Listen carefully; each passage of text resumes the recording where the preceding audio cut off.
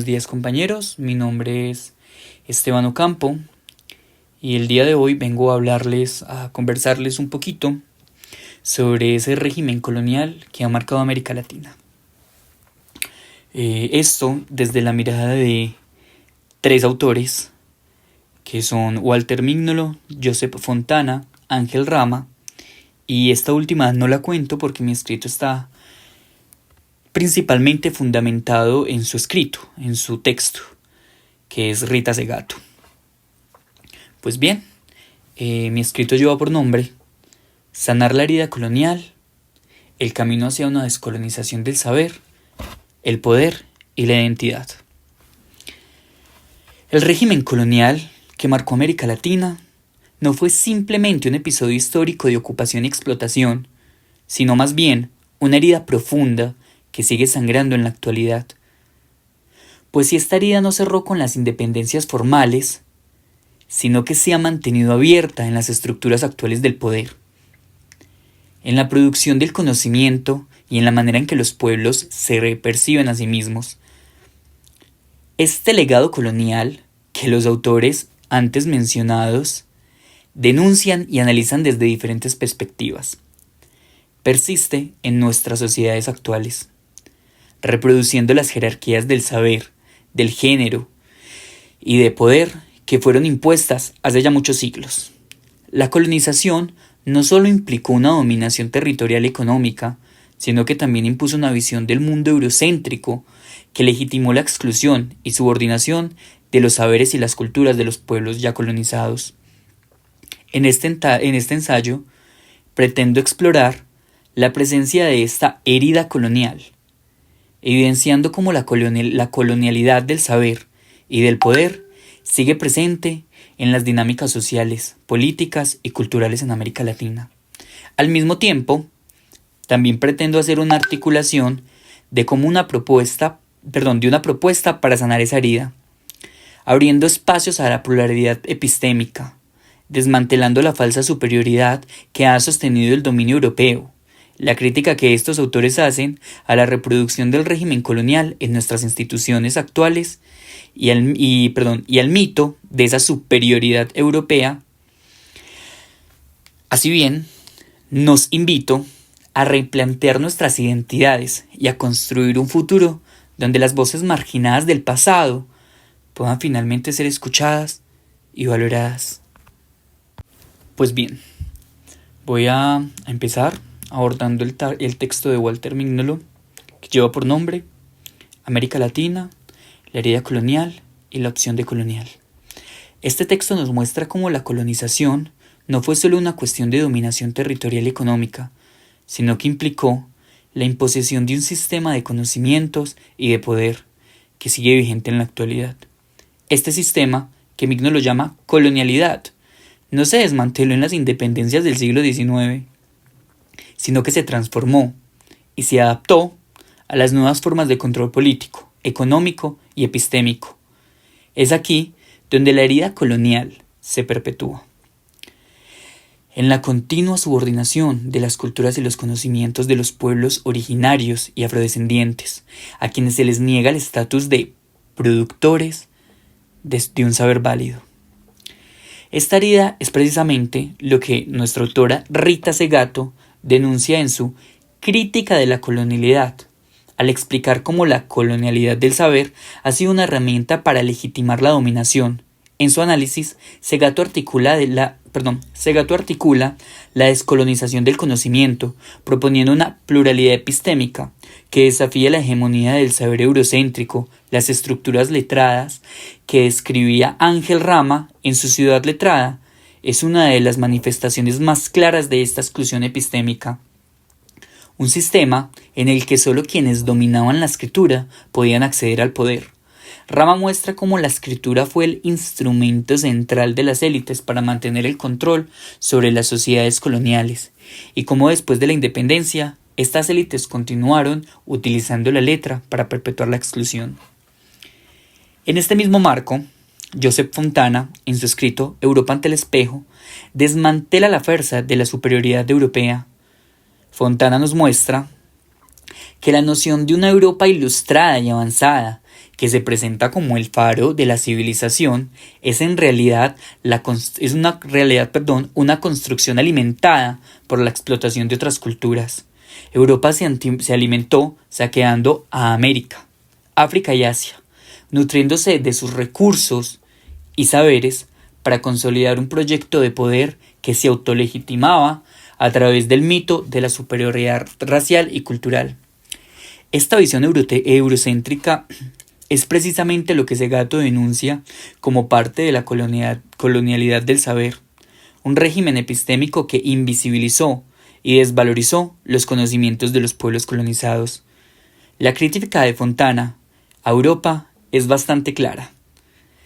Esa modernidad europea no es el resultado del progreso natural o inherente, sino que está profundamente vinculada a la violencia colonial. En este mismo sentido, la superioridad europea es una ficción sostenida por la explotación de los cuerpos y de los territorios de otros pueblos. Esta crítica conecta con la denuncia de Segato, quien plantea que la colonialidad sigue presente en las instituciones que regulan el conocimiento y la cultura, donde se reproduce la idea de que lo moderno y lo civilizado solo puede venir de esa cultura europea. Uno de los más grandes aportes de estos autores es la crítica a la reproducción del régimen colonial en nuestros sistemas actuales. A pesar de haber pasado por una independencia política, las independencias latinoamericanas, si bien supusieron la ruptura del control directo de las potencias coloniales, no lograron desmontar el régimen colonial del poder y del saber. Como expone Mignolo, las élites criollas, que tomaron el poder después de la independencia, adoptaron y perpetuaron el sistema colonial, manteniendo la exclusión de las mayorías indígenas, afrodescendientes y campesinas.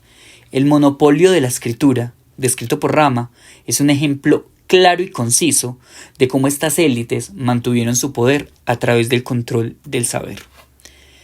Aquí entra en juego la crítica de Rita Segato a la colonialidad de género y a la exclusión epistémica de las mujeres y los pueblos racializados. Segato muestra que el sistema patriarcal y racista impuesto durante la colonización sigue vigente en las estructuras del Estado, en las universidades y en las instituciones culturales. Las voces de los subalternos siguen siendo silenciadas y las epistemologías no occidentales, en particular las de las mujeres indígenas y afrodescendientes, siguen siendo marginizadas. Frente a esta realidad, considero que nuestros tres autores convergen en una idea general, que es esta opción decolonial, que implica no solo la transformación de las estructuras políticas y económicas, sino también una revolución epistémica. Aquí, la propuesta de descolonización del conocimiento de Segato es central en este proyecto para romper el legado colonial. Es necesario reconocer y legitimar los saberes que han sido históricamente descalificados. Esto implica no solo una crítica al monopolio del saber, que denuncia Rama, sino también la creación de espacios donde las epistemologías indígenas, afrodescendientes y populares puedan florecer y ser reconocidas como fuentes válidas del conocimiento. En este sentido, la pluralidad epistémica que Segato defiende es un proyecto profundamente político que busca desmantelar las jerarquías del saber que han sido impuestas por la modernidad colonial. Este proyecto de descolonización no es solo una cuestión académica, sino que tiene implicaciones directas para la justicia social y la reconfiguración del poder. En nuestras sociedades, como bien señala Mignolo, la oposición decolonial implica una reapropiación del saber por parte de los pueblos subalternos, quienes han sido los principales protagonistas de las resistencias contra el colonialismo, aunque sus luchas ya hayan sido silenciadas por la historia oficial. Pues bien, considero que estos autores nos ofrecen una mirada crítica y profunda sobre la persistencia de la herida colonial y la necesidad de un proceso de descolonización integral. La independencia política no fue suficiente para desmantelar el régimen colonial que sigue operando en las estructuras de poder, en el conocimiento y en la cultura. La tarea de la descolonización implica no solo una transformación de las estructuras económicas y políticas, sino también una revolución epistémica que reconozca y valore los saberes marginados por la modernidad colonial. Pues bien, nuestro reto entonces es sanar esa herida colonial, a través de un proceso que cuestione la hegemonía del saber eurocéntrico y abra espacios para la pluralidad epistémica, tal como lo propone Segato. Al desmantelar las jerarquías del conocimiento y dar lugar a las voces de los pueblos subalternos, podremos avanzar así hacia una sociedad más justa y equitativa, donde la colonialidad del poder y el saber deje de ser la base sobre la cual se construye nuestra realidad. Puesto que el proyecto de descolonización no solo se refiere a la esfera del conocimiento o la política, sino también a cómo entendemos nuestra propia identidad, como pueblos que han vivido bajo el yugo de la colonización. En ese sentido, Walter enfatiza en que la opción de colonial implica una ruptura con las categorías impuestas por el colonialismo y por la modernidad. La identidad latinoamericana ha sido moldeada por una historia de subyugación que nos ha empujado a vernos a nosotros mismos a través de ese espejo europeo, perpetuando una visión de inferioridad.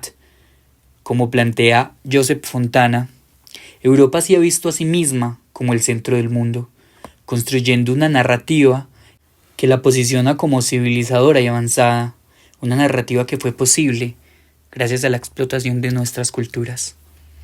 Esta idea de superioridad europea es, como bien lo expone Fontana, una farsa histórica.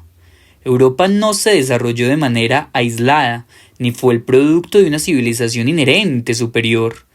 Al contrario, su riqueza y poder fueron construidos a partir de la explotación brutal de América, África y Asia.